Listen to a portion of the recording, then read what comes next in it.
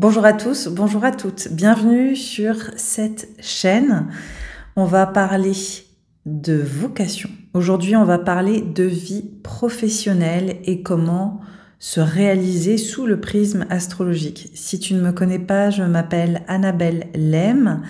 Je suis podcasteuse, j'ai le podcast L'Art de l'Astrologie et sur cette chaîne YouTube, je t'offre des analyses signe par signe pour mieux te comprendre autour de ton thème astral, mais je t'aide aussi à mieux comprendre l'astrologie au sens large. Ma spécialité, c'est l'astrologie prévisionnelle. C'est pour ça que tu peux retrouver des horoscopes étayés saison après saison, mais aussi des horoscopes annuels ou des chroniques plus spécifique autour de grands transits annuels que je vais faire avec d'autres astrologues. Mais aujourd'hui, on va parler de réussite sur le prisme astrologique et on va analyser deux endroits spécifiques dans le thème astral pour mieux comprendre comment est-ce que notre thème astral, notre carte du ciel peut nous donner des spécificités autour de notre réalisation professionnelle. Alors, qu'est-ce qu'on va aborder aujourd'hui?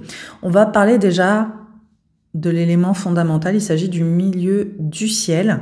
Le milieu du ciel qui est souvent caractérisé par le MC, donc on le voit vraiment au niveau de l'image qui vous est montrée, c'est entre guillemets le zénith du thème astral, c'est quelque part le point d'apogée du thème astral, le point de plus haute visibilité.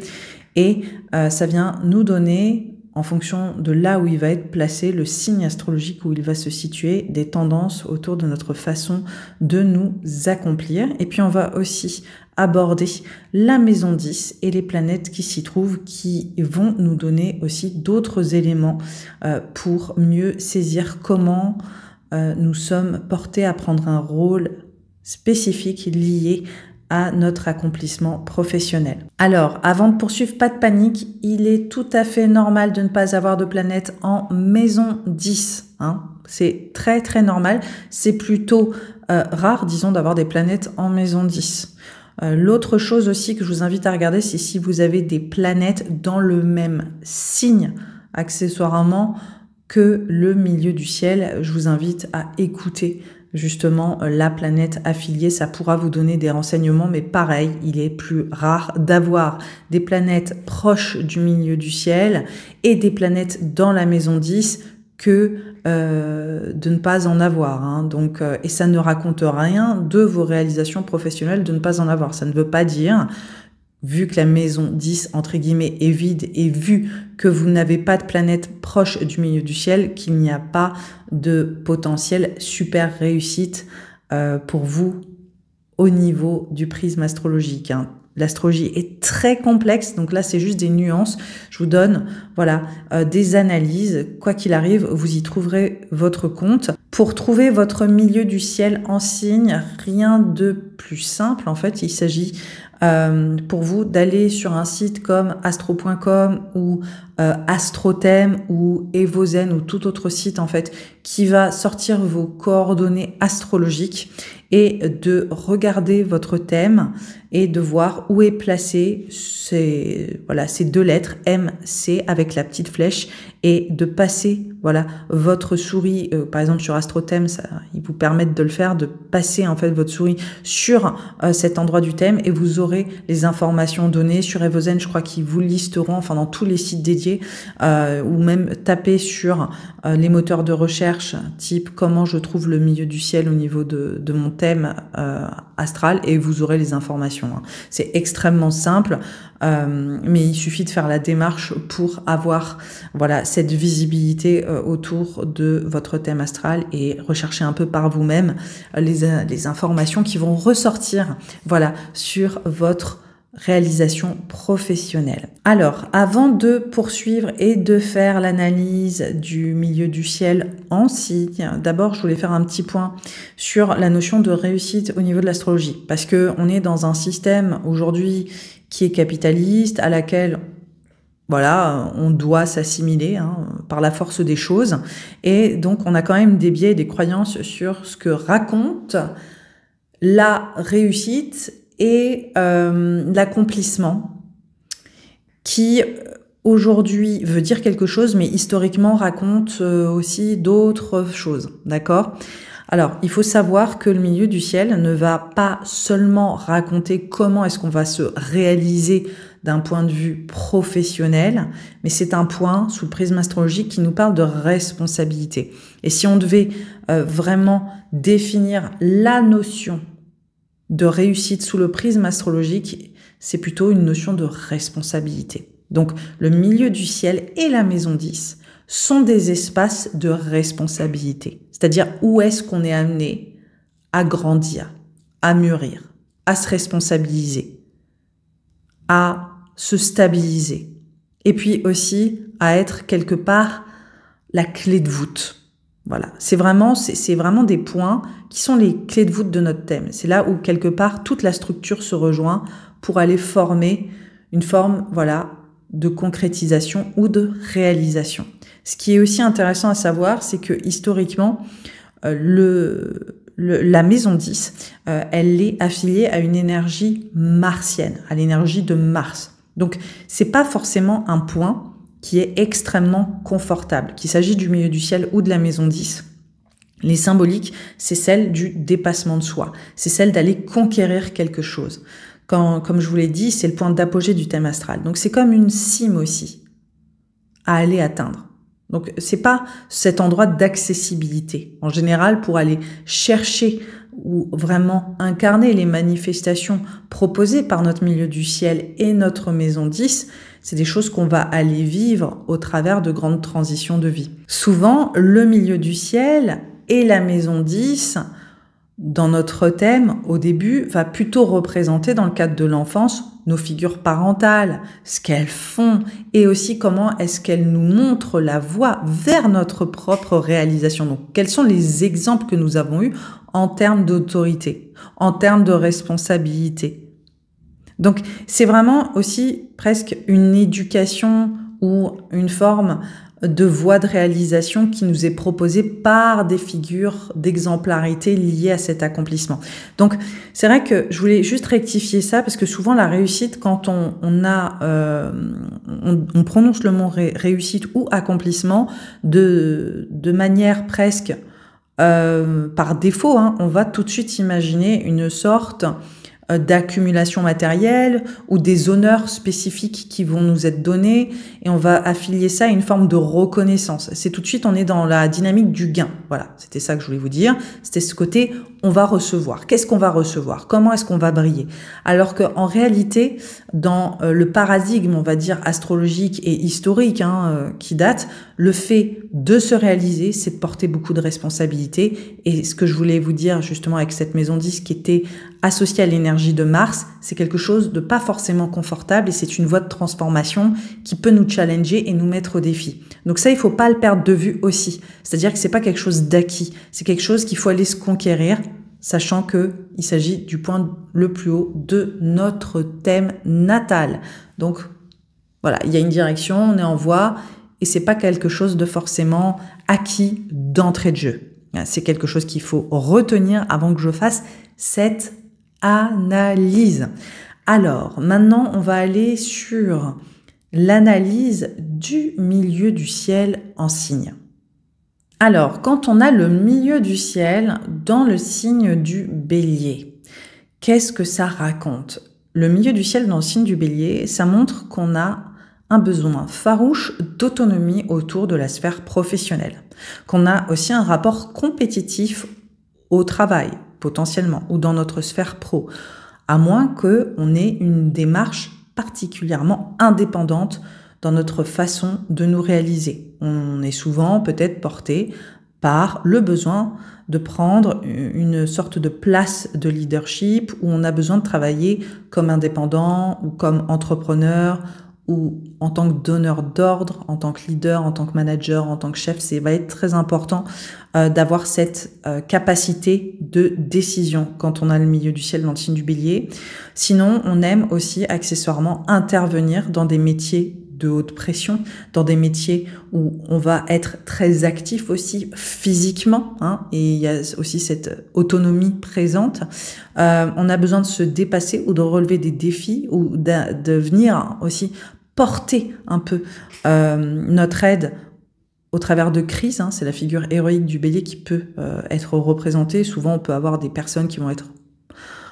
il y a plein de métiers qui ressortent avec le milieu du ciel en bélier, mais il peut y avoir le fait d'être policier ou de travailler comme pompier, ou vous voyez ce que je veux dire, des figures ou des archétypes un peu héroïques dans la façon dont on va se réaliser professionnellement, entre autres choses, ou d'être, comme je disais, donneur d'ordre ou très indépendant.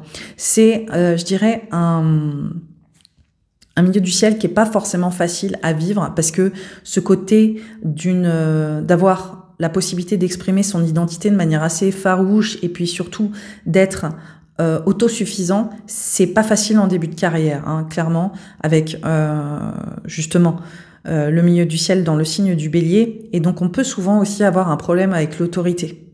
Et ça, c'est un grand classique, parce que il y a un besoin de se réaliser par soi-même.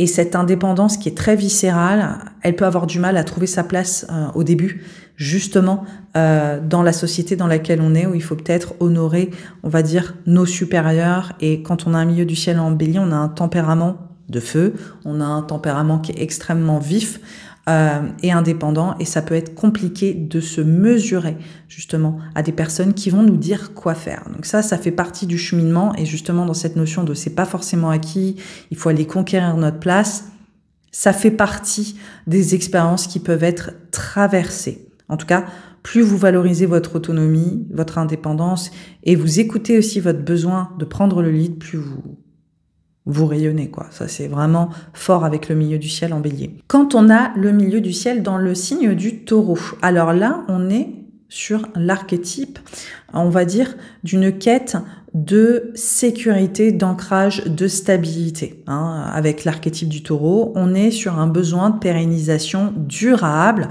et on fait l'emphase sur, on va dire, une certaine forme d'épicurisme, de qualité de vie, de bien-être. C'est très physique, c'est très corporel. C'est sensible aussi à un environnement qui va être épanoui, sain. Il y a vraiment cette notion de qualité, d'embellir la matière, de vivre la matière de façon sublimée. On a traditionnellement, avec l'archétype du taureau, des bâtisseurs ou des personnes qui vont venir ancrer, pérenniser. Alors souvent, on a des métiers, on va dire, liés au bien-être, à la qualité de vie, de bouche, vous voyez ce que je veux dire, de vraiment sublimer le corps, les artisans, voilà, ça c'est très milieu du ciel en taureau. On a aussi des personnes qui vont travailler dans la finance, dans l'amplification, voilà, ou la pérennisation des biens matériels. Alors ça c'est tout un tas de métiers, la banque, tous les métiers finalement d'argent, économiste, tout ce que vous voulez en fait.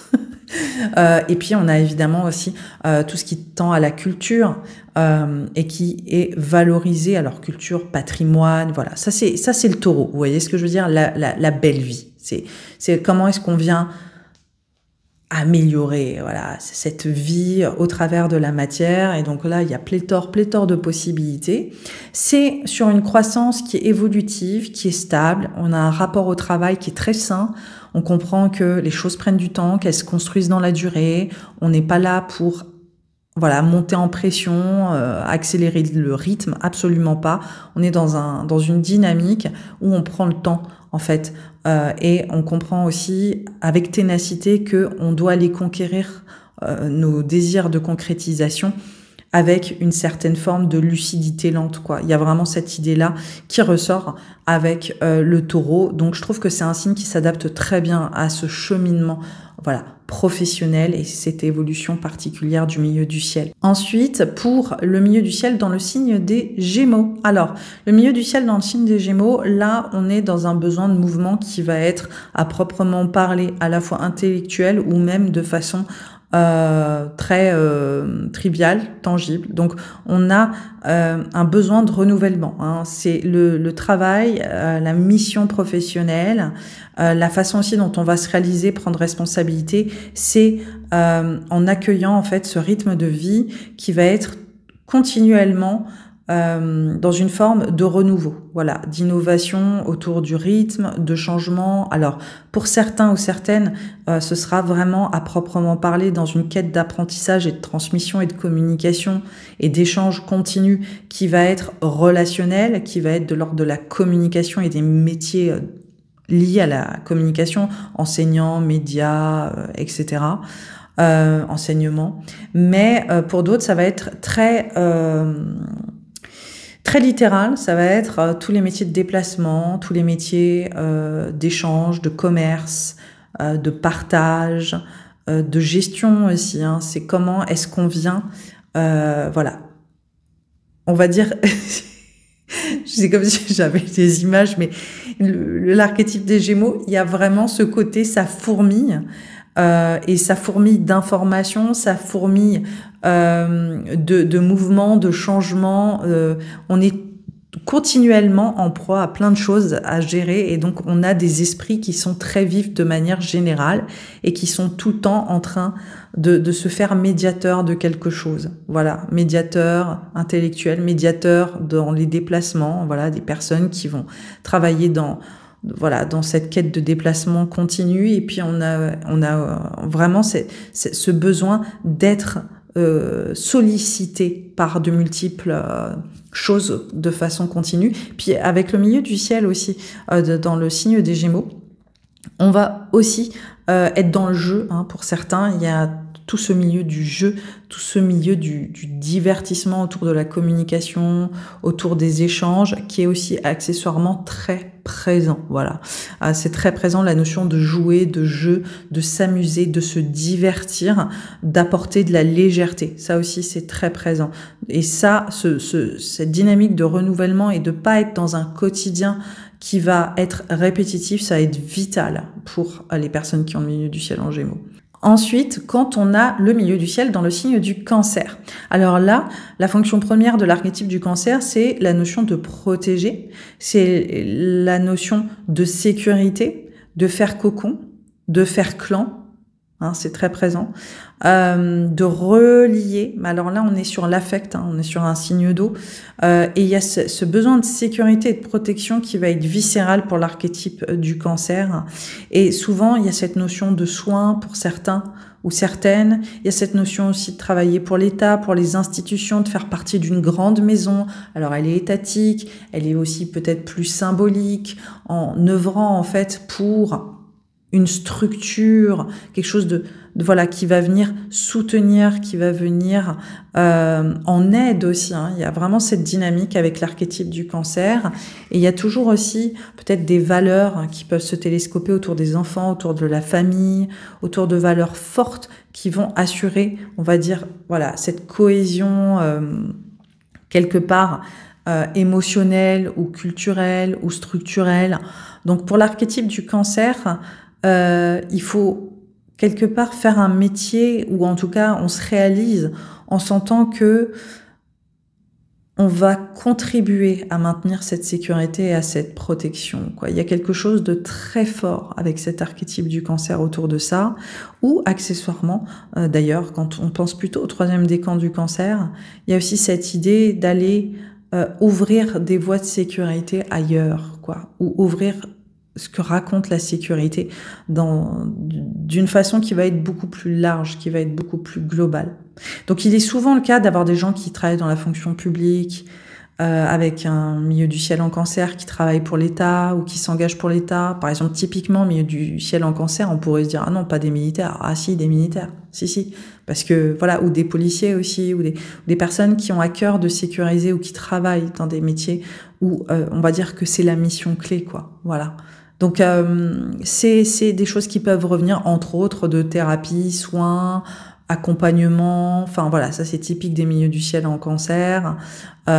Et de venir, on va dire, consolider, voilà, cette assise émotionnelle qui fait partie, en fait, hein, de la façon de se réaliser dans cet archétype. Donc, la notion de responsabilisation pour les personnes qui ont le milieu du ciel en Cancer, c'est ça. C'est qu'est-ce que la sécurité? Comment est-ce que je la porte? Et comment, en fait, je dois aussi aller la conquérir? Et c'est pas forcément quelque chose d'acquis au départ. Pour le milieu du ciel dans le signe du Lion. Alors là, on est sur un archétype qui parle de rayonnement individuel, qui parle d'expression personnelle. Alors, c'est, on va dire, cette notion de oui, tout le monde est censé prendre une place, trouver sa place, rayonner dans son individualité de façon épanouie, de façon avec une certaine forme de liberté. Voilà.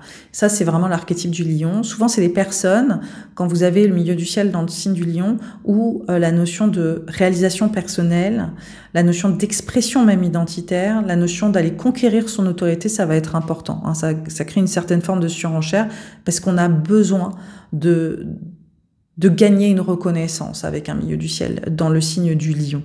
Mais c'est une reconnaissance qui peut parler de nombreuses choses. Alors oui, on a besoin peut-être d'être donneur d'ordre, d'avoir un poste à responsabilité, de rayonner autour de cette fonction sociale, on va dire, mais pas que. On peut parler aussi de créativité, de se responsabiliser ou aider les autres à se réaliser pleinement autour de qui ils sont avec le milieu du ciel en lion. Il y a vraiment une passion pour l'individu, pour l'identité qui va revenir.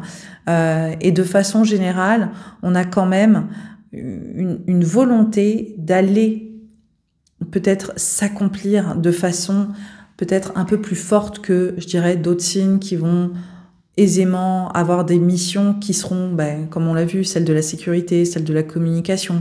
Là, non. C'est vraiment comment est-ce que je me réalise, comment est-ce que j'aide les autres potentiellement à se réaliser, comment est-ce que je peux avoir une place de choix ou aider les autres à avoir une place importante. Donc, il y a comme une sorte de réceptivité aussi à une sorte de statut qui va être important avec un milieu du ciel dans le signe du Cancer. Ça peut être un statut, de façon très, je dirais, premier degré, d'avoir une place d'autorité, ou ça peut être un statut artistique, créatif, avec l'archétype du lion. Il y a aussi, pour certaines personnes, avec le milieu du ciel dans le signe du lion, peut-être le fait de travailler les autres à développer leur identité ou à exprimer leur talent de façon très basique. Et souvent, on peut retrouver aussi le milieu du ciel en lion dans des personnes qui vont travailler avec les enfants, qui vont aider à créer ou à en tout cas développer l'identité des autres. Et ça passe aussi par l'éducation, travailler en lien avec les enfants, même l'enseignement. Comment est-ce que je participe à la construction de l'identité? Voilà ce que ça raconte le milieu du ciel en lion. Donc ça passe d'être découvreur de talent, agent, à travailler en tant qu'enseignant aussi, et participer à la voie de l'évolution de l'individu. Ça, c'est aussi le milieu du ciel dans le signe du lion. Quand on a le milieu du ciel dans le signe de la Vierge, on est sur un signe de terre et on est sur un signe qui est souvent associé aux qualités du travail, l'exigence du détail, la volonté de s'améliorer constamment. Mais le signe de la Vierge, c'est un signe mercurien. Donc on a d'excellents gestionnaires et communicants, on a des personnes qui peuvent se révéler dans tous les métiers de communication, de médiation, d'échange. Alors, on passe du commerce à être écrivain, à être comptable aussi. On est vraiment sur les métiers qui sont dans un tel sens. Il y a un raffinement en fait dans la gestion et dans la communication et dans la façon en fait d'organiser le langage, l'information. En fait, je trouve que les natives de la Vierge et le milieu du ciel dans le signe de la Vierge, il y a vraiment un côté multipotentiel parce que vous êtes excellent, vous pouvez être excellent dans tellement de choses différentes, et ça, c'est aussi en fonction de votre contexte personnel qui va révéler certaines facettes de vous. Mais souvent, le milieu du ciel dans le signe de la Vierge, il va se distinguer parce que en fait, son exigence va passer au-devant de ses intérêts personnels. Et en général, on a des personnes qui sont quand même extrêmement portées vers le service, le soin, venir en aide, on va dire tous les métiers de service, accompagner. Et on voit que c'est aussi quelque part accompagné par une exigence technique ou par une maîtrise vraiment exacerbée de leur savoir-faire. Et il y a vraiment un goût, voilà, autour de j'ai des compétences particulières et en fait, chaque jour, j'ai un métier qui va me demander d'être hyper présent, hyper attentif, hyper vigilant aussi. C'est avec le milieu du ciel, dans le signe de la Vierge, c'est pour ça qu'on a beaucoup de personnes qui vont avoir ce placement, qui vont être infirmières, qui vont travailler dans le milieu hospitalier, qui vont travailler dans le milieu de la finance, de la je vais y arriver, comptabilité, voilà, dans la comptabilité, parce qu'en fait, faut rien laisser passer. Si on laisse passer, on est sur une erreur qui va fausser un ensemble. Et ça, c'est la particularité de l'archétype de la Vierge. Et vous excellez en fait dans ce type de mission. Et donc, souvent, il y a toujours un besoin de service qui va servir à un intérêt, en l'occurrence, beaucoup plus grand que vous ou votre propre réussite personnelle. Ça, c'est caractéristique du milieu du ciel dans le signe de la Vierge. Alors, pour le milieu du ciel, dans le signe de la Balance, que se passe-t-il? C'est un signe vénusien, la Balance. C'est un signe qui nous parle d'équité, d'équilibre, qui nous parle aussi de raffinement, qui nous parle de sublimation, de beauté, d'esthétisation. Alors, il y a beaucoup de choses qui peuvent être possibles avec un milieu du ciel dans le signe de la Balance. Déjà, on est sur un signe d'air, donc on est quand même sur des personnalités cérébrales et qui pensent en fait, qui pensent la beauté, qui pensent l'équité, qui pensent l'harmonie, qui pensent, voilà, cette notion d'équilibre. Et ça peut à la fois s'incarner de façon plus matérielle, donc métier artistique, métier esthétique, métier de sublimation de l'autre, métier qui vient embellir son environnement, métier du design, travailler dans la chirurgie esthétique, travailler...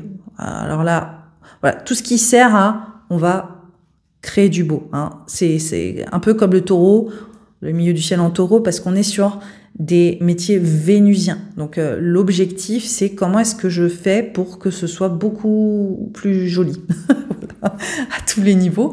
Et ensuite, avec le milieu du ciel en Balance, on a aussi cette notion de j'ai besoin de rétablir l'harmonie autour de valeurs qui vont être morales, qui vont être politiques, qui vont être éthiques. Et donc, on a aussi des personnes qui peuvent être très engagées, voilà, typiquement des métiers de droit, des métiers qui vont être en lien à toute initiative légale, voilà, des métiers qui vont défendre les intérêts et les droits d'une certaine façon, qui vont essayer de réintégrer une forme d'harmonie, mais qui va être sociale, qui va pas être forcément tangible, qui va être plus de l'ordre, voilà, de la moralité, de la légalité. Donc, on a souvent des variantes et souvent, c'est intéressant parce que l'astrologie, quelque part, elle vient réunir des choses qui pour nous vont être profondément différentes, alors qu'en réalité, c'est un besoin commun, mais qui va s'exprimer sur des secteurs différents. Et donc, avec l'archétype voilà, de la Balance, il y a ce besoin de relever le niveau, voilà, relever le niveau autour de cette équité, autour de cet équilibre, autour de créer un monde plus beau, créer un monde peut-être meilleur d'un point de vue moral ou voilà, tangible. Quand on a le milieu du ciel dans le signe du Scorpion.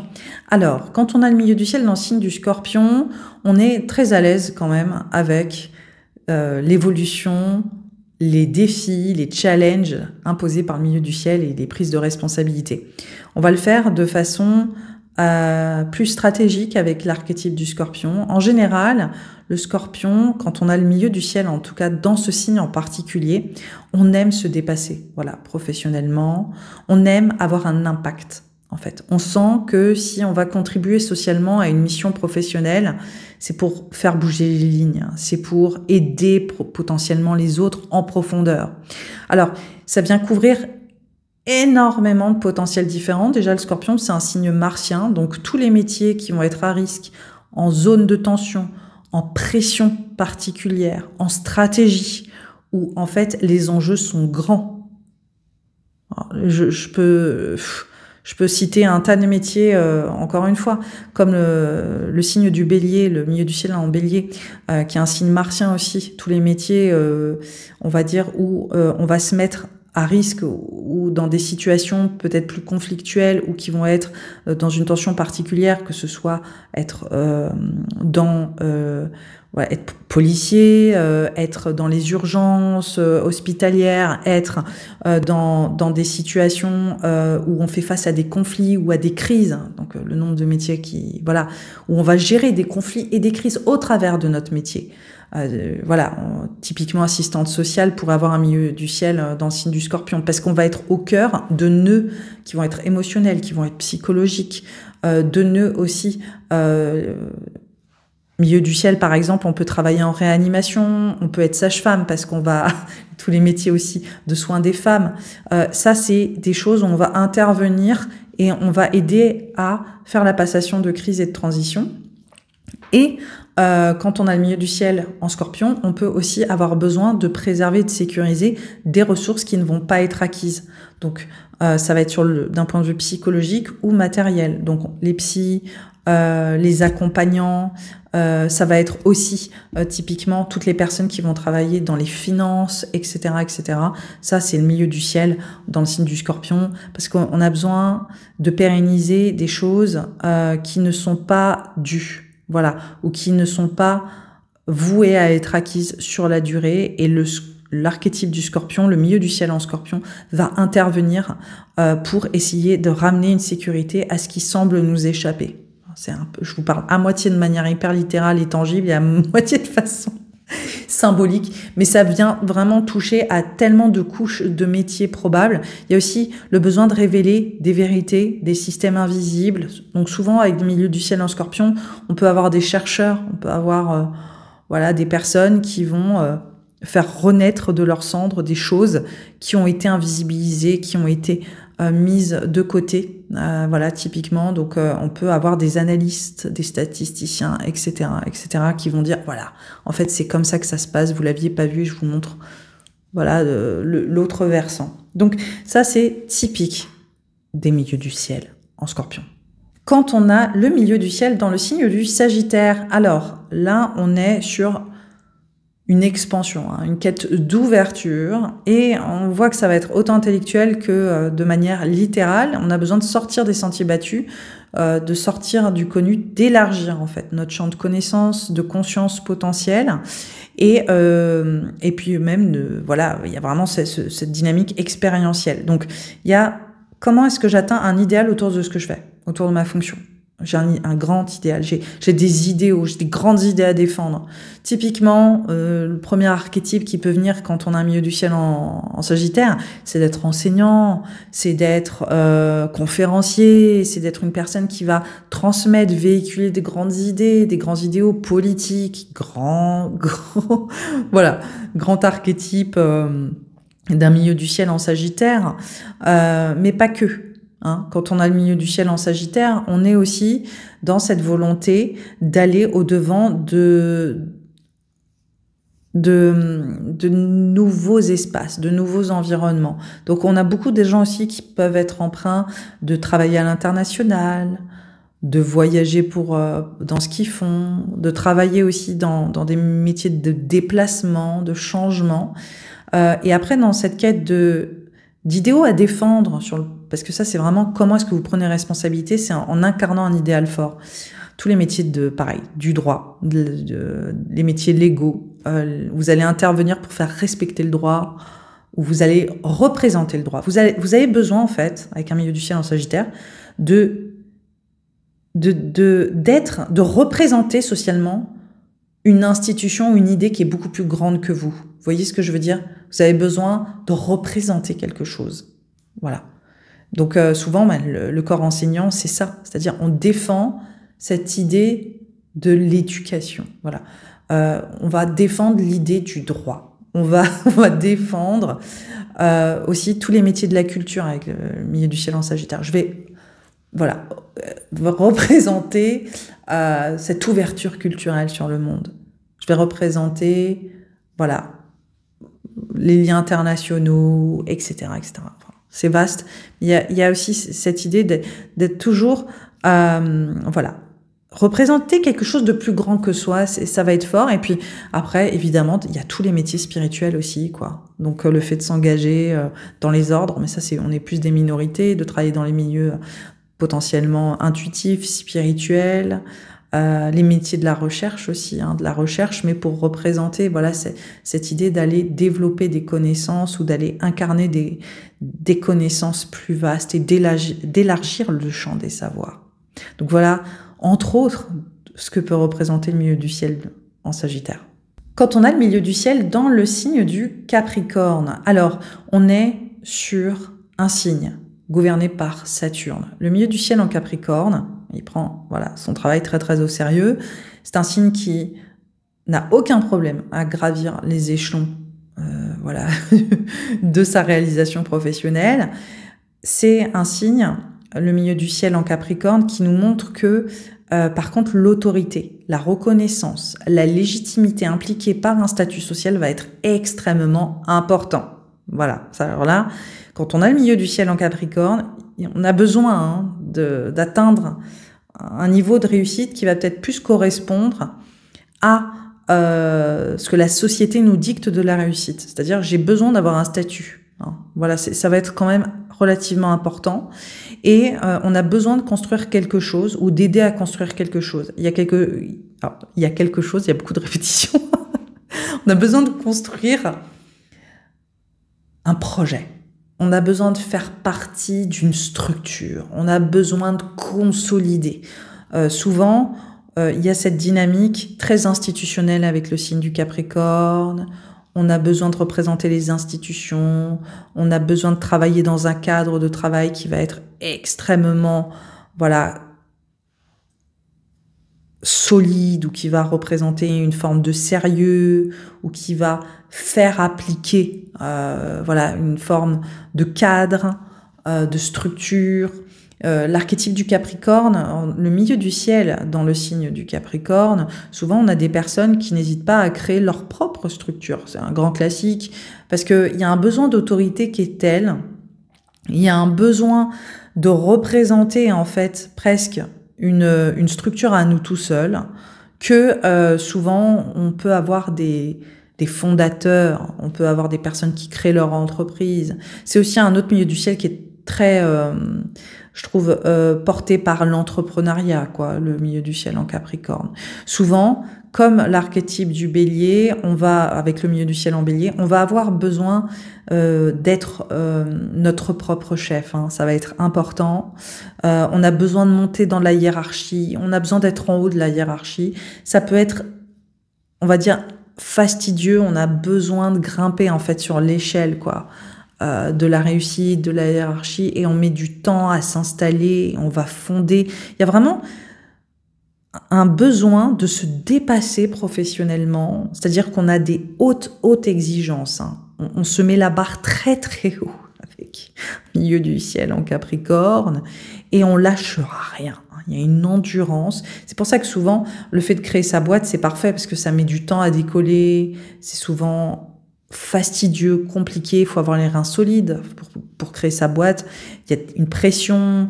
Donc ça, c'est tout ce qu'adore un milieu du ciel en Capricorne. Voilà, manager un magasin, diriger un lieu, diriger une structure, avoir des grosses responsabilités. Je vous disais que le milieu du ciel, c'est l'endroit des responsabilités dans le thème.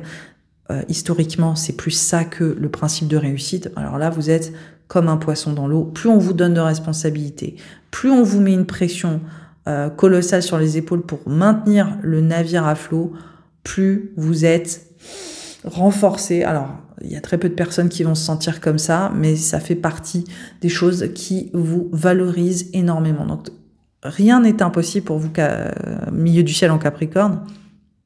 Vous avez la possibilité de vous réaliser dans plein de choses, mais en l'occurrence, plus vous avez des responsabilités, plus vous portez les choses, plus vous êtes à votre place. Pour le milieu du ciel dans le signe du Verseau. Alors là, on a trait à quelque chose de l'ordre de la liberté sur le plan professionnel, de la prise de responsabilité, ou de comment vous allez vous distinguer socialement autour de votre statut. Souvent, on est sur des métiers d'innovation, de progrès. On est souvent aussi sur des métiers qui vont être scientifiques, qui vont être plus rationalisants. C'est possible, soit dit en passant. Autant, on peut avoir aussi des personnes qui travaillent dans les milieux alternatifs et qui vont faire des métiers complètement hors normes, comme le fait d'être astrologue ou d'autres métiers, voilà, on va dire nouveaux, dans l'IA ou on va dire vraiment sur la brèche du progrès ou complètement hors norme ou peu reconnu aussi dans la société. Donc c'est hyper intéressant parce qu'avec un milieu du ciel en Verseau, mais de toute façon les Verseaux, l'archétype du Verseau est toujours là où on ne l'attend pas. Il y a le fait d'être soit 3 pas ou 100 pas ou 1000 pas, peu importe, en avant et d'être dans le futur et il y a personne qui a encore câblé là où ils sont.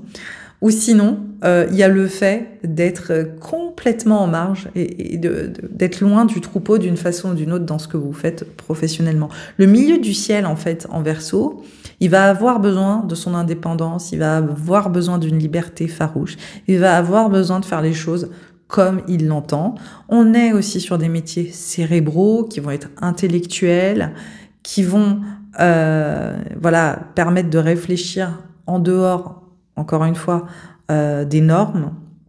Et des fois, on a des personnes qui sont extrêmement scientifiques ou un peu geeks ou qui ont un peu, on va dire, des obsessions spécifiques sur des sujets de niche. Enfin, voilà, bon, ça, c'est le milieu du ciel dans le signe du Verseau. Ce qui va être important, c'est que vous avez un rythme, en fait, qui est à part. Vous avez des habitudes de travail qui peuvent pas rentrer, en fait, dans le troupeau, quoi. Ça va être compliqué, là, pour les milieux du ciel en Verseau, de s'aligner sur le principe de responsabilité comme tout le monde, ou de jouer le jeu, en fait, d'une certaine stratégie commune. Ça peut être compliqué pour le milieu du ciel en Verseau parce que il y a un côté marginal qui peut ressortir ou de devoir justifier ce qu'on fait.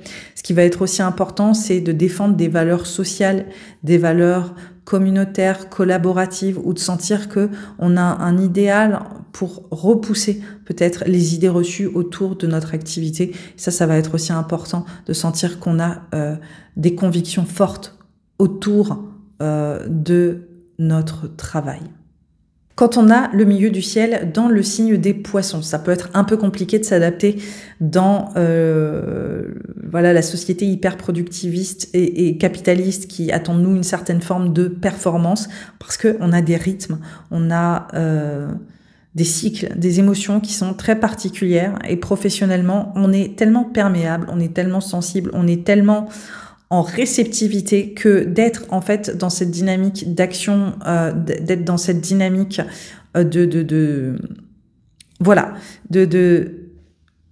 d'hyper présence en fait. Ça va être ça avec l'archétype des poissons, le milieu du ciel en poisson, d'être présent d'une façon où on doit être dans un rendement de résultats très spécifique. Ça peut être un peu complexe pour certains milieux du ciel dans le signe des poissons et ça va être important d'avoir peut-être un métier où on va travailler seul, où on va faire les choses à notre rythme.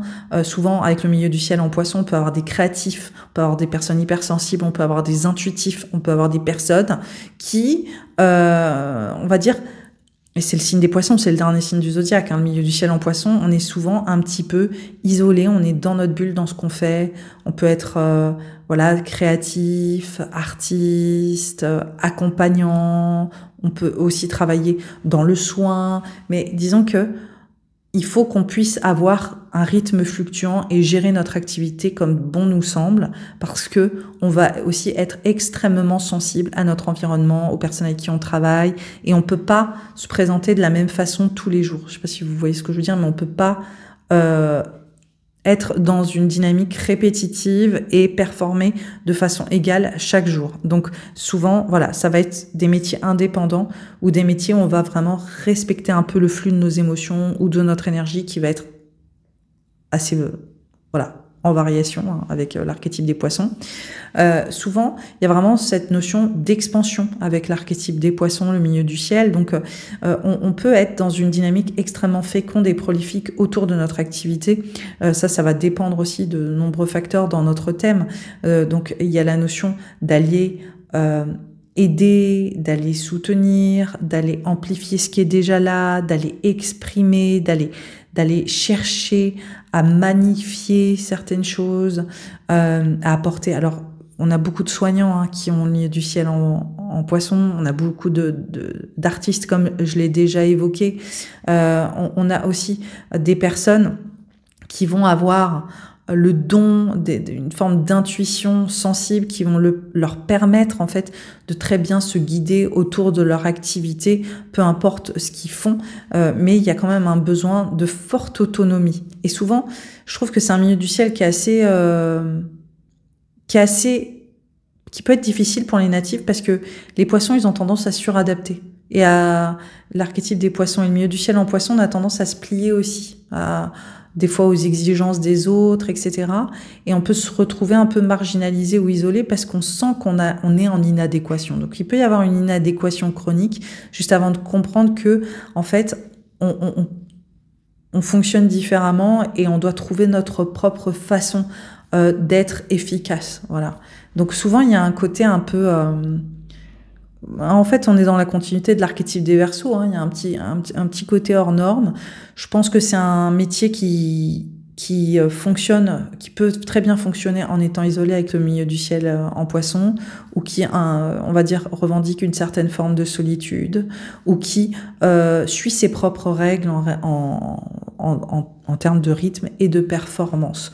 Voilà. En tout cas, le milieu du ciel en poisson, c'est un milieu du ciel de grands sensibles, voilà, de grands réceptifs, de grands empathiques, qui peut avoir besoin, voilà, de suivre ses propres règles professionnelles. Après, un dernier détail aussi avec cet archétype-là, c'est que souvent, ils ont besoin de sortir du connu, des périmètres, on va dire, familiers, et ils ont besoin de s'aventurer dans des espaces complètement, voilà, lointains ou hors de ce qui leur est commun. Et donc souvent, on a des personnes qui travaillent à l'international, qui peuvent être travailler dans des secteurs où ils sont les étrangers, typiquement. Ils peuvent s'expatrier pour le travail, être tout le temps en mouvement pour le travail, parler des langues étrangères. Il y a toujours cette idée de « je suis une personne à part » dans ce que je fais, où je m'aventure dans des terrains qui sont très loin de mes référents de base. Voilà. Donc typiquement, on a aussi beaucoup de personnes qui sont dans ce côté d'échange et de voyage à l'international et de l'étranger, ou de mouvement, ou de s'aventurer dans des zones un peu inconnues, ou des terrains voilà, qui sont plus sensibles ou invisibilisés. Maintenant qu'on a fait le point sur le milieu du ciel en signe, on va parler de la maison 10.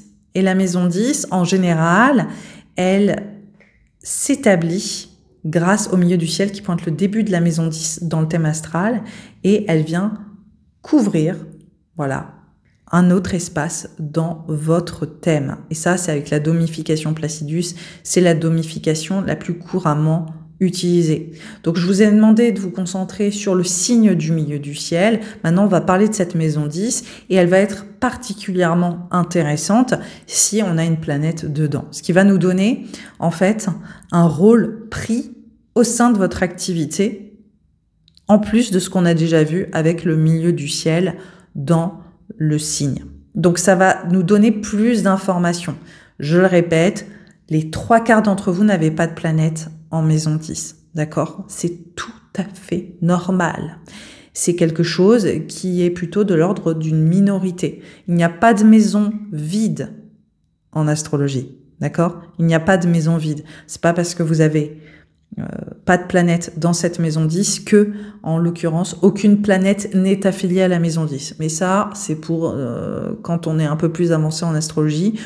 Tous les points du thème sont interreliés. Donc, vous n'êtes pas en perte ou vous n'êtes pas en manque parce qu'il n'y a pas de planète dans cette maison 10. Je le répète, je vous en prie, écoutez-moi. Parce que vraiment, chaque fois, je parie que je vais avoir des commentaires sous cette vidéo qui vont me dire « Je n'ai pas de planète en maison 10. Est-ce normal ?» C'est normal. Voilà.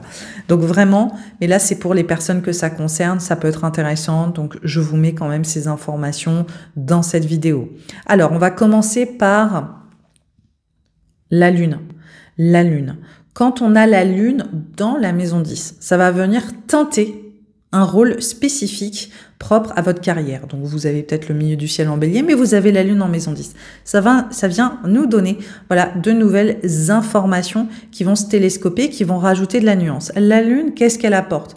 Évidemment, il y a un rôle qui peut être maternant, qui peut être affilié à la parentalité, qui peut aborder des thématiques de famille, d'enfants autour de votre activité, qui peut montrer que vous êtes un aidant, que vous êtes dans le care, que vous prenez soin, que vous allez quelque part venir soutenir, chérir, protéger les autres.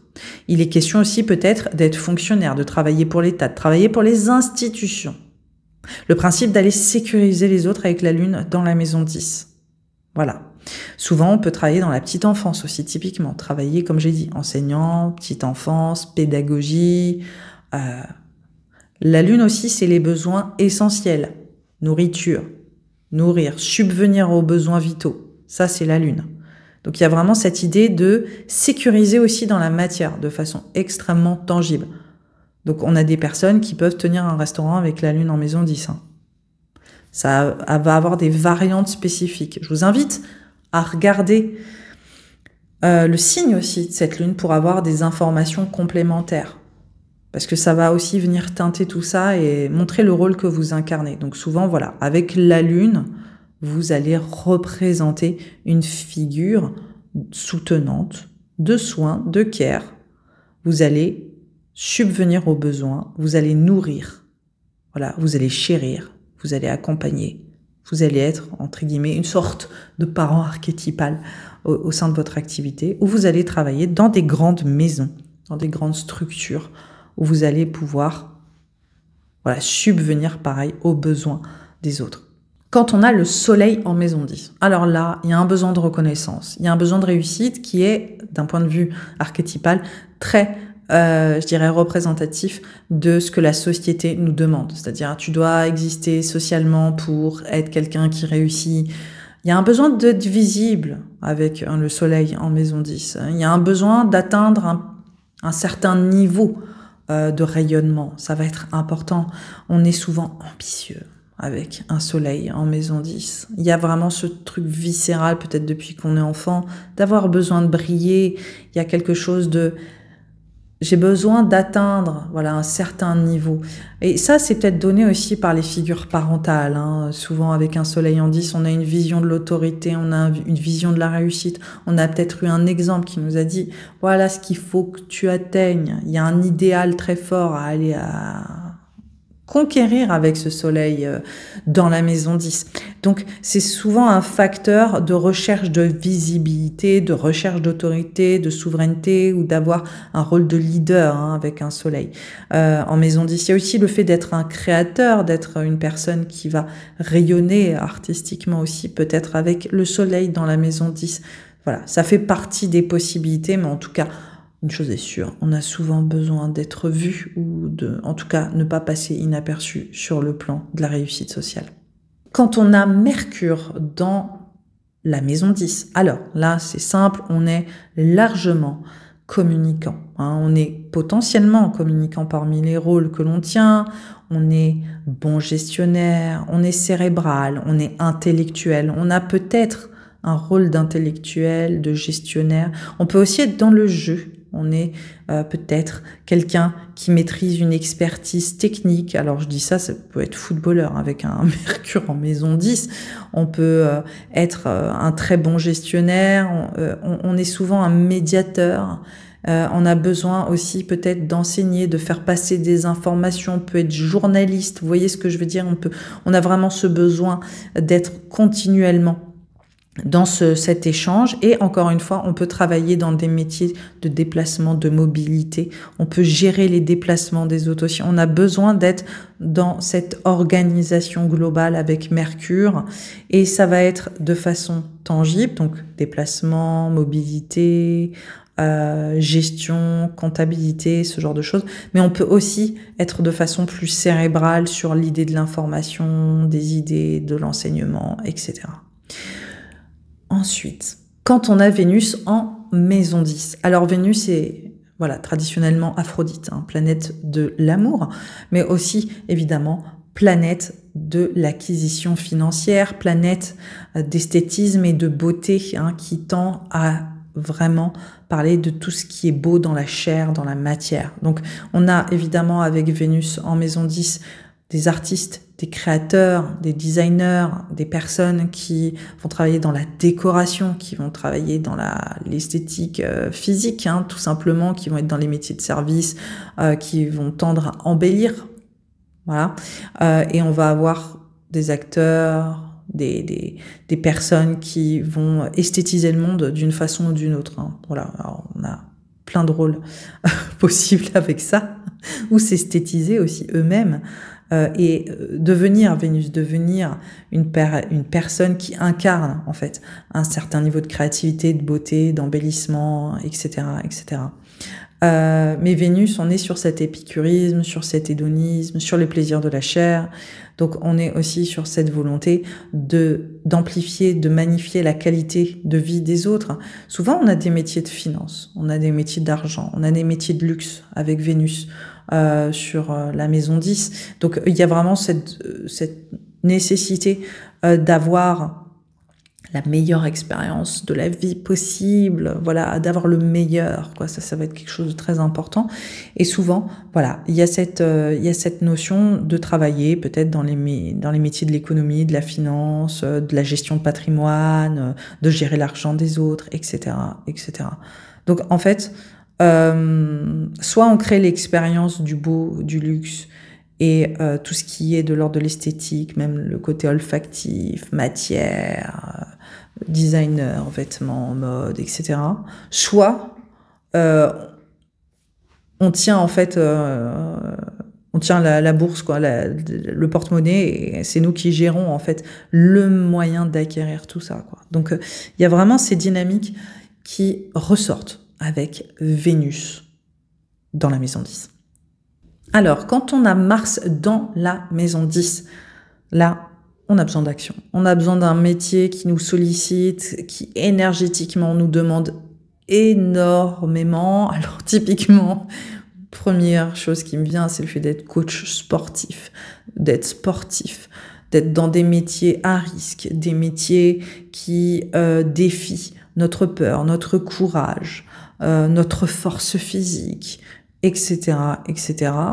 Ensuite, on est dans des métiers aussi qui gèrent des crises, qui gèrent des tensions, qui gèrent des conflits militaires, etc. On a besoin d'aller exprimer notre force autour de notre activité, tout simplement. Ou on a besoin de faire face à des tensions potentielles autour de notre activité. Il y a aussi typiquement, avec un Mars dans la maison 10, le fait d'être entrepreneur, d'être un manager, un leader et d'assumer la pression. Hein, c'est vraiment le fait de « je suis là pour voilà, assurer la cocotte minute ». Quoi. Il y a vraiment cette idée-là avec Mars. Et souvent, on est très compétitif avec un Mars dans la maison 10, potentiellement. On peut avoir cette idée de « ah, j'ai besoin de relever mes défis ». J'ai cette tension en moi où j'ai besoin de savoir ce que j'ai dans le ventre. Et si j'ai pas un métier qui me permet de savoir de quoi je suis fait, par quoi je suis habité, comme puissance, comme force, comme énergie, alors ça va pas me convenir. Voilà. Donc on est sur cette activité très forte, très viscérale. On a aussi avec Mars en 10 des grands stratèges, des personnes qui ont besoin d'être chef. Hein. Il y a quand même ce truc-là, j'ai besoin d'être chef ou j'ai besoin d'être ultra autonome, indépendant dans ce que je fais, et que j'ai pas quelqu'un qui me tire la veste pour savoir si j'ai pas fait ci, ça, parce que là, ça va pas le faire du tout avec un Mars en 10. Mais il y a vraiment l'idée de stratégiser, d'être directeur, d'être chef, d'être ci, d'être ça, d'être fondateur, donc d'assurer en fait l'organisation, la gestion, d'assurer la transformation, les mutations, d'être décisionnaire. Ça va être très très important pour un Mars en 10. Alors, quand on a Jupiter dans la maison 10, on a besoin de toucher à quelque chose de plus grand dans notre activité. Donc, souvent, il y a un grand besoin de légitimité. de reconnaissance potentiellement intellectuelle possible avec Jupiter dans la maison 10, parce que souvent il y a vraiment cette idée de j'ai besoin d'être reconnu, il y a un côté de hautes études ou culturellement, de montrer qu'on a acquis un certain niveau de réflexion ou des compétences ou un savoir-faire. On a vraiment besoin de montrer qu'on a un certain niveau, en fait, avec un Jupiter en maison 10, mais pas que. Il y a plein de façons de vivre ce Jupiter en 10. Souvent, il y a un rapport avec l'international, avec l'étranger. Il y a aussi le fait d'œuvrer pour le collectif d'une façon ou d'une autre. Souvent, il peut y avoir ce côté de représenter des grandes valeurs, institutionnelles, légales aussi. Souvent, on a des métiers de haute administration avec un Jupiter en 10. Le fait de travailler dans le droit, le fait d'être haut fonctionnaire, le fait d'être cadre supérieur. Vous voyez ce que je veux dire? Il y a quand même un truc, j'ai besoin d'avoir un statut quand même significatif, d'être un intellectuel aussi potentiellement, ça fait partie des possibilités. Sinon, il y a vraiment ce côté travailler à l'international, être beaucoup dans la mobilité sur le plan professionnel, parce qu'il y a cette idée de j'ai besoin de toucher à quelque chose de plus grand, ça c'est le symbole, mais ça peut être aussi très très littéral de j'ai besoin de constamment ouvrir mes horizons dans ce que je fais. Et souvent, avec Jupiter dans la maison 10, on a aussi des enseignants parce qu'ils vont défendre un idéal de savoir intellectuel qui va les nourrir autour de leur activité. Et en fait, ils ont énormément de ressources pour donner ces connaissances, donner ce savoir et venir aussi englober, autour des classes, des groupes, des amphis. Enfin, il y a vraiment cette idée de j'ai besoin de toucher un public large autour de ce que je sais et autour de ce que je suis capable de transmettre. Ça va être super important. Mais globalement, il y a ce côté de mouvement, d'échanges internationaux, de mobilité qui va être aussi d'actualité. Et puis, de droit et de défendre aussi des valeurs fortes. Quand on a Saturne dans la maison 10. Alors là, je vous parlais du rapport à la responsabilité et à l'autorité propre au milieu du ciel et à la maison 10. On est quand même vraiment sur ce sujet-là. Souvent, il y a l'idée d'avoir une croissance professionnelle qui va être potentiellement lente, mais qui va être acquise, qui va vraiment être... Il y a une notion de mérite. Il y a aussi la volonté de construire, de bâtir, d'être actif sur le plan structurel, d'être quelqu'un qui est fiable, loyal, sur qui on peut compter. Il y a vraiment cette espèce de leader, mais qui va être humble, mais ultra responsable, On est sur des figures... il y a quelque chose de solide, en fait, dans le Saturne en maison 10, mais il y a aussi un besoin impérieux d'autorité. Il y a une exigence qui presque peut être aussi un peu rigide, parce qu'il y a tellement des attentes qui sont hautes que souvent les personnes qui ont Saturne en maison 10 peuvent manquer en fait la possibilité de s'imposer parce qu'elles sont pas à la hauteur pour elles-mêmes en fait. C'est même pas pour les autres, c'est vraiment, il y a un tel niveau d'exigence avec Saturne en maison 10, il y a un tel niveau de critique envers soi-même que souvent on peut se réduire ou on peut se poser des limites à soi. Ça peut être vraiment l'écueil. Parce qu'on a un tel sens des responsabilités, on a une telle conscience des responsabilités qu'on va avoir tendance à se charger beaucoup trop, on va tendance à se mettre une pression. Et en fait, souvent, plus on vieillit, plus on avance, plus on mûrit tout simplement, plus on est à l'aise avec ce placement. Pour beaucoup de personnes, parce que quand on est jeune, on peut avoir une ambition viscérale, on peut avoir des attentes qui sont très très hautes, mais elles sont tellement exacerbées que c'est hyper difficile d'assumer de prendre la place. Mais typiquement, avec Saturne en maison 10, on a tous les moyens de s'imposer, de réussir et d'avoir même un statut social ultra élevé, mais c'est comme s'il fallait passer au travers des murs qu'on s'est mis soi-même de cette exigence, de cette rigidité, ou aussi, accessoirement peut-être même, des obstacles ou des critiques que nos figures parentales nous ont mis aussi. Dire t'es pas assez ci, t'es pas assez ça, tu réussiras pas ci, tu réussiras pas ça. Parce que des fois, c'est pas que nous, c'est aussi contextuel. Mais souvent, la voix de nos parents devient notre petite voix d'adulte. Donc, il y a quelque chose aussi avec ce Saturne. Souvent, c'est l'endroit, on le sait, Saturne dans le thème astral, de défis et de challenges où on doit quelque part reconquérir cette confiance en nous. Et en fait, une fois qu'on l'a conquis, on devient presque le meilleur dans cet espace-là. Et c'est ça que j'adore avec Saturne. J'aime beaucoup Saturne. Parce qu'en fait, c'est typiquement un endroit qui peut nous challenger. Donc, quand on a Saturne en 10, on peut se sentir challengé par le principe de réussite sociale et avoir une pression démesurée à ce niveau-là.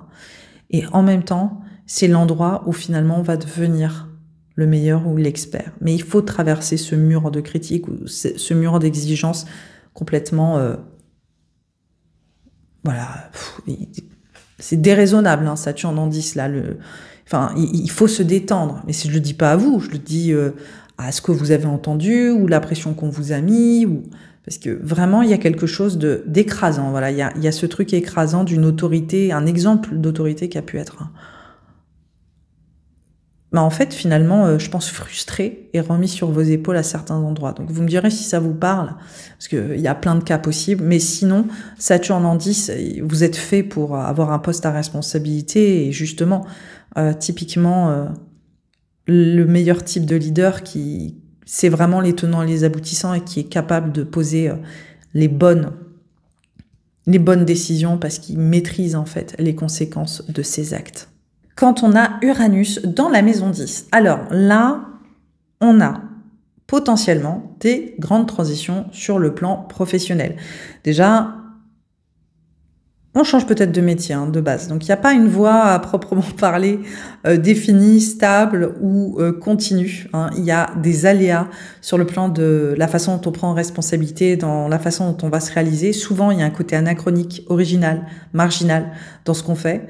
Alors, ça, c'est typiquement les métiers alternatifs. On peut avoir un rythme de travail qui va être assez disparate, travailler sur un sujet ou sur un environnement spécifique, puis en changer radicalement. Enfin, il y a vraiment ce côté-là. Souvent, tous les métiers un peu hors normes, marginaux, alternatifs, je le répète parce que ça vaut vraiment son pesant de cacahuètes, c'est littéralement des métiers où on va se sentir très épanoui parce qu'on va pas en fait s'affilier à des normes sociales et on va être capable de faire des choses très différentes. Après, il y a des métiers du social, des métiers où en fait on va faire communauté, réseau, où on va participer à un élan collectif ou défendre des intérêts communs. Donc tous les métiers du social ou humanitaire, ou voilà, on va faire partie d'un élan communautaire qui va venir en aide ou qui va pousser le progrès d'une certaine façon. Ce qui me mène aussi avec Uranus en maison 10, il y a tous les métiers de technologie, de réseaux sociaux, d'IA, de métiers innovants, du progrès. Voilà, ces métiers en fait qui sont nouveaux, qui émergent. Ça, c'est Uranus en maison 10. On peut avoir avec Uranus en maison 10 ce côté d'être scientifique, en fait. Il y a vraiment ce côté d'être un cérébral, un scientifique, un inventeur, un innovateur, une personne qui développe des nouvelles idées, qui développe des concepts différents, il y a un côté électron libre, voilà. Je pense que c'est le mot avec Uranus en maison 10, c'est le fait d'être un électron libre et de pas se plier en fait aux normes sociétales au niveau du travail. Donc on a vraiment des personnes qui expérimentent au niveau de leur sphère professionnelle comme personne d'autre ne le fera. Voilà. Et vous pourrez les trouver dans un domaine, dans un autre domaine. Il y a un côté un peu multipotentiel, ça veut dire que typiquement, c'est des personnes qui pourraient travailler dans le marketing de réseau pour Google et puis ensuite finir en tant qu'artisan maraîcher en Ardèche.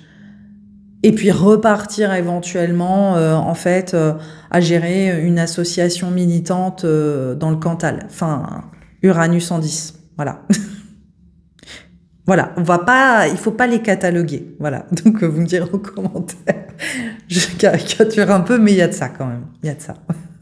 Ensuite, on a Neptune dans la maison 10. Alors, là, on est très empathique, on est réceptif, on est poreux, on est sensible, on est, avec Neptune dans la maison 10, peut-être dans une démarche très empathique de soins, de service, qui est présent avec un Neptune en maison 10. On est, pour certains ou certaines, plus créatif. Pour d'autres, on va être soignant. Il y a cette idée de comment est-ce que je viens en aide. Voilà, je viens en aide autour de ce que je crée et je participe en fait à un témoignage émotionnel, collectif qui va trouver une résonance et comment je suis dans le partage de ces émotions. Et puis, il y a d'autres endroits, avec un Neptune en maison 10, on a besoin de soutenir, on a besoin de venir en aide, on a besoin de faire un métier de social, on a besoin... Voilà. Neptune, c'est vraiment un espèce d'idéal humain, mais qui est très humain. Donc, c'est pas un idéal social comme Uranus, comme on a vu avant, c'est un idéal humain. Et donc, il y a vraiment l'idée de servir à un témoignage d'une beauté d'âme, quoi, quelque part autour de ce que l'on fait. Il y a aussi souvent des métiers d'esthétique, de beauté, d'embellissement qui sont possibles avec un Neptune en maison 10. En tout cas, il y a vraiment ce besoin de beauté aussi, mais qui est presque idéalisé. Souvent, on peut avoir des personnes avec Neptune en maison 10 qui travaillent dans les métiers de la publicité, qui vont véhiculer vous savez, des espèces de figures idéalisées ou de fiction, qui vont créer l'illusion autour de ce qu'ils peuvent transmettre. Donc souvent, on a des très bons marketeurs aussi, c'est-à-dire comment est-ce que je vais axer en fait mon travail sous le champ le plus valorisant, le plus beau, le plus... Comment je vais optimiser mon message pour que ça puisse se répandre, toucher les masses, etc. Là, j'extrapole parce que là, vous allez dire, attends, j'ai rien compris. Non, Neptune dans la maison 10, excusez-moi, je me fais rire toute seule. Neptune en maison 10, il y a ce besoin magnanime, en fait, de partage et d'échange qui est très humain, qui va être artistique, créatif, qui va être aussi, comme je disais, dans le soin et le service. Mais il y a aussi une capacité pour les personnes qui ont Neptune en 10 de valoriser un idéal ou une esthétisation. C'est d'émettre un peu de l'illusion aussi. Alors ça parlera aux personnes à qui ça parle, parce que vous serez probablement une minorité, mais on a des personnes aussi qui sont des très très bons vendeurs, quoi, avec Neptune dans la maison 10, et qui sont capables de véhiculer un idéal autour de ce qu'ils font, et ça peut, en fonction du milieu du ciel, prendre des formes très différentes. Quand on a Pluton dans la maison 10, alors là, on a besoin d'avoir un impact autour de ce qu'on fait. On a besoin que ce qu'on fait, en fait, développe une certaine, un certain changement, une évolution, une transformation. On a besoin que notre activité puisse être transformatrice ou qu'elle ait un impact. Voilà, je peux pas dire mieux avec Pluton en maison 10. Souvent aussi, on a peut-être, pour certains ou certaines, besoin d'avoir de l'emprise ou du pouvoir autour de ce que l'on fait. On a peut-être besoin d'être activateur, moteur de changement autour de notre activité, autour des spécificités de notre métier. On est peut-être aussi quelqu'un qui va faire dans la recherche, qui va déployer peut-être de nouvelles informations, qui va aller essayer d'optimiser, d'amplifier les ressources autour de notre activité. Donc être quelqu'un qui va aller creuser pour vraiment chercher à optimiser, pérenniser, créer plus en fait de ressources même matérielles et tangibles. Voilà. Pluton, c'est le riche. Donc souvent il y a une idée de gestion aussi financière et de venir optimiser ça. Donc souvent il y a un rapport très stratégique avec Pluton en maison 10, d'être bon à dire c'est ça qu'il faut faire pour que ça soit mieux en fait. C'est vraiment ce caractère stratège. En tout cas, quand on a Pluton en maison 10, ce qu'on fait, on le prend très au sérieux et on sent en fait qu'on a le moyen de laisser une trace. On sent aussi le pouvoir qu'on a entre nos mains autour de notre activité. Donc il y a aussi un côté très responsabilisant avec un Pluton en maison 10 où en fait on prend la mesure des ramifications de nos actions, de notre fonction, de notre rôle. Souvent avec un Pluton en maison 10, on peut avoir besoin en fait d'être reconnu pour notre façon de nous déployer, le pouvoir qu'on peut avoir professionnellement. On a besoin quand même de laisser notre marque, ou en tout cas on a besoin d'être décisionnaire avec un Pluton en maison 10, ça va souvent être important, quoi, de pouvoir vraiment agir profondément sur notre activité et de pas être soumis, voilà, aux ordres, ou de pas être soumis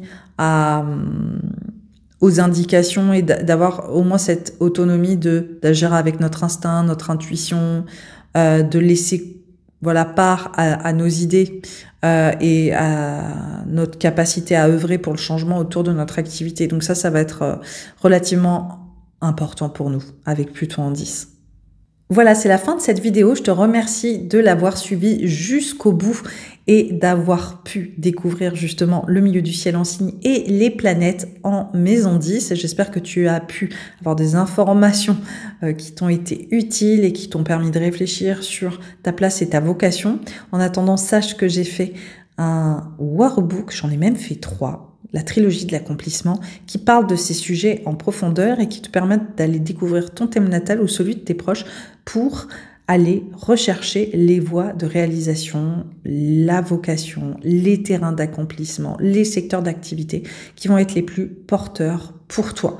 Donc, si tu veux suivre le lien sous cette vidéo, tu pourras découvrir ces workbooks que tu peux avoir indépendamment en fonction de tes besoins ou en trilogie et aller plus loin dans la découverte de ton accomplissement professionnel.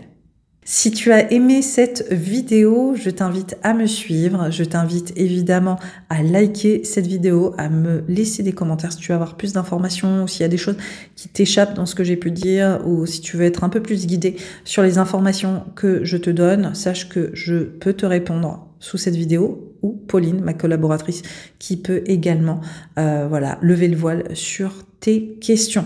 En attendant, je te souhaite une très belle journée et je te dis à bientôt sur la chaîne. Bye bye.